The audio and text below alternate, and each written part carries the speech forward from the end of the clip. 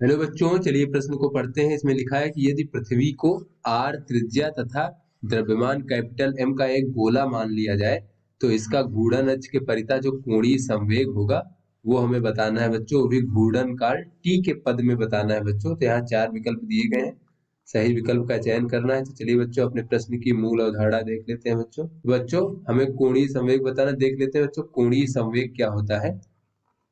तो बच्चों कोई भी हमारा पिंड या कोई भी निकाय है वो किसी अक्ष के परितः घूर्णन गति कर रहा है बच्चों।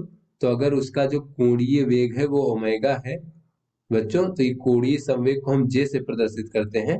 तो ये बराबर होता है बच्चों हमारा आई गुणे ओमेगा। आई क्या है बच्चों हमारा, वो उस अक्ष के परितः जो है जड़त्व आघूर्ण है जिस अक्ष के परितः घूर्णन गति कर रहा है बच्चों। तो जड़त्व आघूर्ण गुणे ओमेगा। ओमेगा क्या है बच्चों, वो हमारा कोणीय वेग है।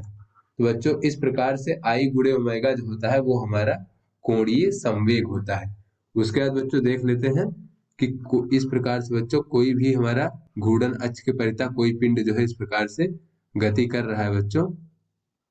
तो इसका जो है घूर्णन काल क्या हो जाएगा बच्चों।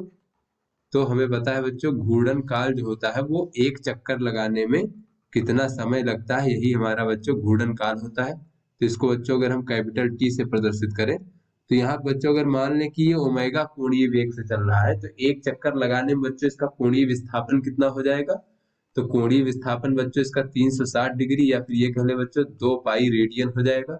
और बच्चों इसका कोणीय वेग है हमारा ओमेगा रेडियन प्रति सेकंड। बच्चों ओमेगा से भाग दे देंगे तो हमारा एक चक्कर लगाने में यानी 2 पाई रेडियन चलने में समय पता चल जाएगा बच्चों। तो सब जैसा कि पता है कि समय बराबर होता है विस्थापन भागे वेग।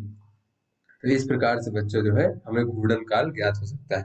तो चलिए बच्चों अपने प्रश्न को हल करते हैं। तो यहाँ से बच्चों प्रश्न में कहा जा रहा है कि पृथ्वी को एक हम गोला मान लें बच्चों इस प्रकार से, जिसका द्रव्यमान कैपिटल M और त्रिज्या R है इस प्रकार से। तो ये अपनी अक्ष के परितः जो है घूर्णन गति कर रही है, तो इसका हमें कोणीय संवेग बताना है और भी घूर्णन काल के पदों में। तो बच्चों यहाँ से अगर हम घूर्णन काल देखें तो जैसा कि हमने मूल अवधारणा में देखा घूर्णन काल t बराबर होता है 2 पाई भागे ओमेगा। तो यहाँ से बच्चों हमें ओमेगा का मान प्राप्त हो जाएगा 2 पाई भागे कैपिटल टी यानी कि घूर्णन काल। तो यहाँ से बच्चों अगर हम इसका जड़त्व आघूर्ण देखें पृथ्वी का तो बच्चों इसमें कहा जा रहा है कि इसको एक हम गोला मान ले। तो बच्चों ठोस गोले का जो है उसके केंद्र से जाने वाली अक्ष के परितः जो जड़त्व आघूर्ण होता है वो होता है बच्चों 2 भागे 5 कैपिटल M उसका द्रव्यमान और त्रिज्या का वर्ग। तो इस प्रकार से बच्चों इसका जड़त्व आघूर्ण आई हो जाएगा। अब चलिए बच्चों कोणीय संवेग देखते हैं।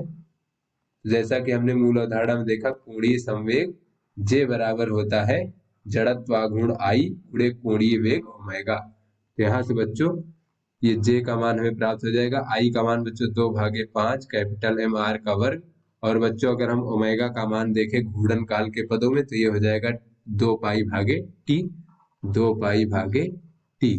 तो यहाँ से बच्चों इसको लिख सकते हैं हम, बच्चों इसको लिख सकते हैं 4 पाई कैपिटल M R का वर्ग भागे 5 T। बच्चों ये हमारा कोणीय संवेग हो गया। चलिए बच्चों अपने विकल्पों को देखते हैं। तो बच्चों ये जो सी विकल्प है 4 पाई कैपिटल M R का वर्ग भागे 5 T, ये हमारा सही विकल्प है। तो आशा करते हैं आपको समझ में आ गया होगा। धन्यवाद।